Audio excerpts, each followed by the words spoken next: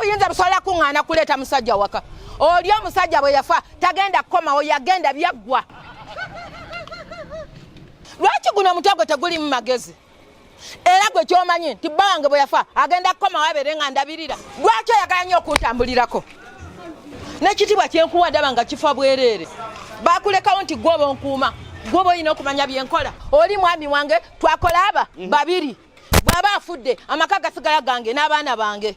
Kaakati bino wammanga. Nkulayiraga amaka togenda geeyagaliramu ne kakira ka mbuzi. Oli omusajja gw'ogamba yagenda okulabirira abaana abo b'ogamba.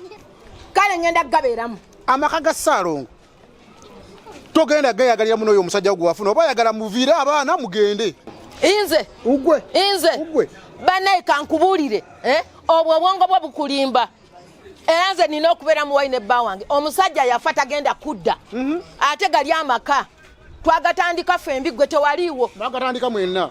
Nange omulimu gwavamu ssente ezazimba eyo ennyumba twagutandika aba ne Ssaalongo. Teri musajja mulala gwogenda kuleeta mu maka ago. Kankubuulire gwe tambula ogende nabo obupale bwo.